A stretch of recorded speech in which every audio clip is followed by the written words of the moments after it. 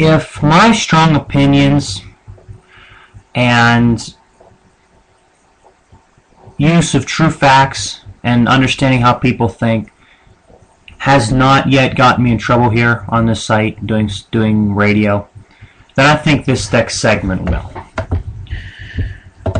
As the title suggests, the Los Angeles Lakers are in a shitload of trouble. We went from a preseason where we were hyping some people, hyping them up, to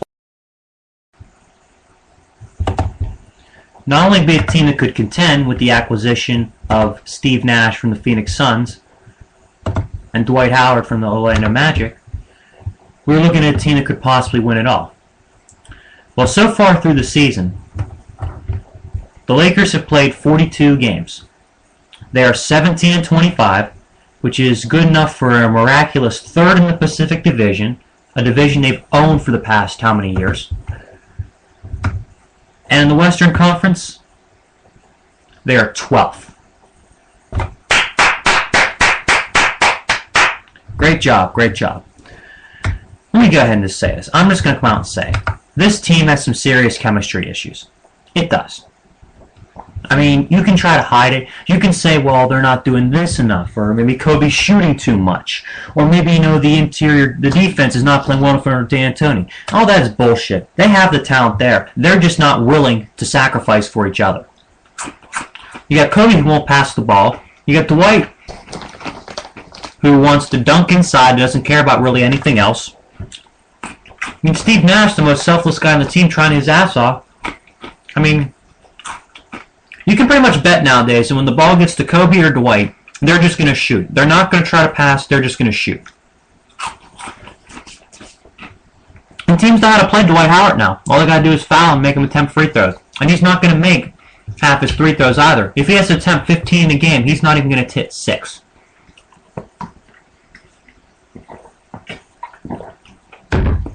So teams know how to play against them. This was a team last year that was third in the West, that had some injuries and got to the Western Conference semifinals. Why mess up a good thing? The Lakers last year were a pretty good team. They were a pretty good team. They made the semifinals of the West the last 2 years and won the NBA title the previous 2 before that. What changed? What was so glaringly wrong with this team that they needed to change? I thought Mike Brown, his first year in LA, had an admirable year. He had a pretty good year. He did.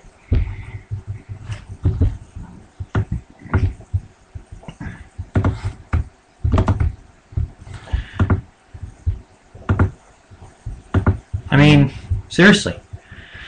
Kobe played well. The team played well. They just ran into a better team in the Western Conference in the Oklahoma City Thunder. So they go in the offseason, what can we do? Here's an idea. Let's trade for a selfish defensive player in Dwight Howard. Let's acquire an aging point guard in Steve Nash and see if it works. Let's just throw it all together in less than 2 months' time and just expect it to turn out better than it did last year. You know what? I was one of the few people that said LA will not win immediately. Did I think they'd be this abysmal this far into the season? No, I didn't. I don't think anybody of us did. But look what Miami did in 2010 when they brought in LeBron and Chris Bosh. Starting off their careers, all three of them in the same team at 9 and 8. And everybody's like, oh, what's wrong with the Heat? Well, they didn't have time to gel. I mean, hell, the Lakers had less time to gel, and they had bigger personalities coming. Say what you want about LeBron. I'm not a huge LeBron fan, but I will give him a lot of credit for this. He will do what it takes for his team to win. He'll play selflessly. Dwayne Wade will, and Chris Bosh will. Chris Bosh is not getting near the attention he did. He's not getting the ball near as much as he did when he was in Toronto. He does not give a damn. He's happy winning. Dwight Howard wants to be the center of attention. He wants to be in a big market where he's the center of attention. Steve Nash is kind of the same way LeBron and them are. He just wants to win. And Kobe, you know, I don't know what it is with Kobe. Hell of a player. He's right now the best player in the game. Because you look at he's on a shit team and he's still putting up points. If not for him, this Laker team might have 4 wins. That'd be about it. But I think the hiring of Mike D'Antoni was a dumb idea. I think Phil Jackson honestly felt insulted when they hired D'Antoni over, instead of hiring Phil Jackson. There honestly was no logic as to hiring D'Antoni over Jackson.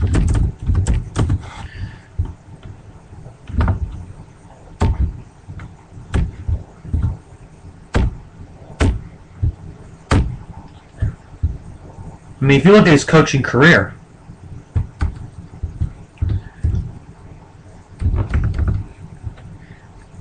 he never made the NBA Finals, lost in the conference finals twice whenever he coached the Phoenix Suns.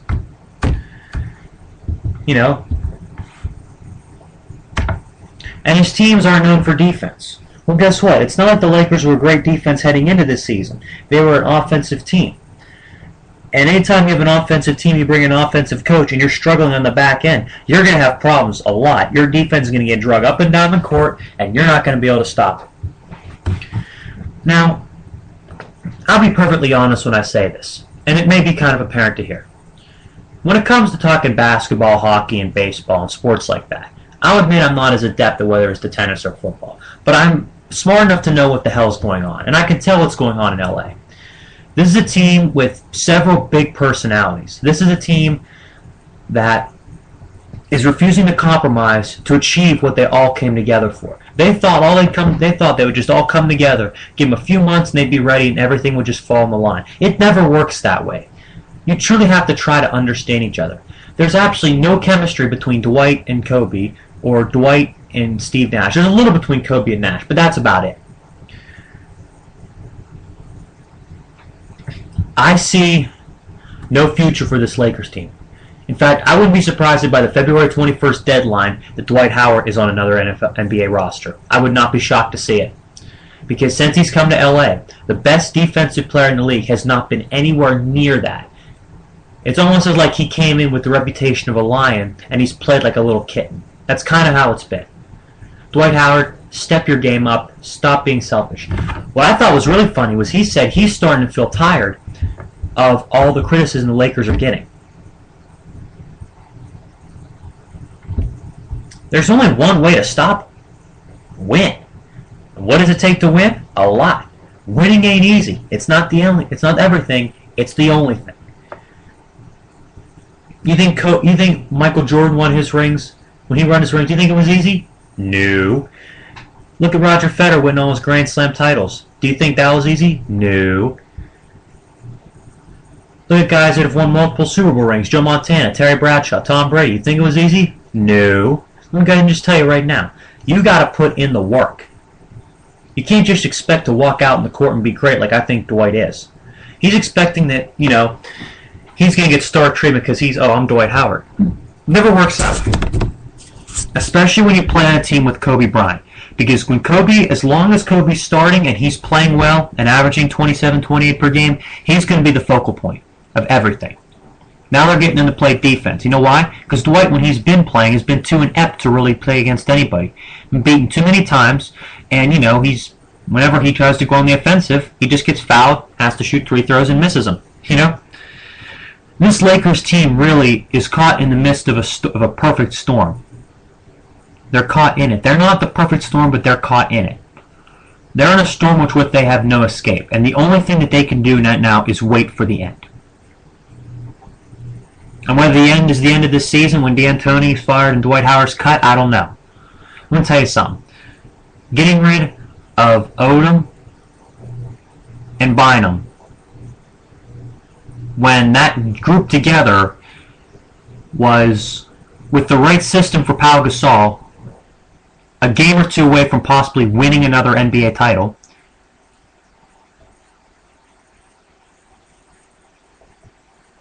you go from that to a team like this.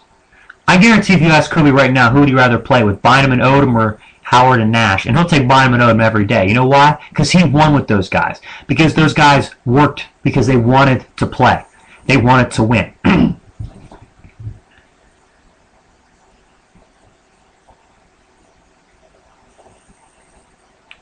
It's almost silly. It's almost funny how bad this Lakers team is. I mean, whenever you're an organization like the Lakers, you've got 16 NBA championships, and your fans are used to winning, any kind of loss is pretty traumatic. Just look at the euphoria the LA Clippers fans have.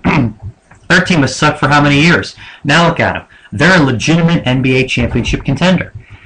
I think that was what everybody thought the Lakers would be, a Showtime team. Bring in Howard and bring in Nash, and hell, bring in an offensive coach who doesn't know a damn thing about defense. We'll just light up teams and hope they don't score on us. That's kind of, I think, the mentality they had whenever they got D'Antoni and brought in Howard and Nash. Well, guess what? It hasn't worked. And I'm going to tell you right now, Kobe, if you're listening,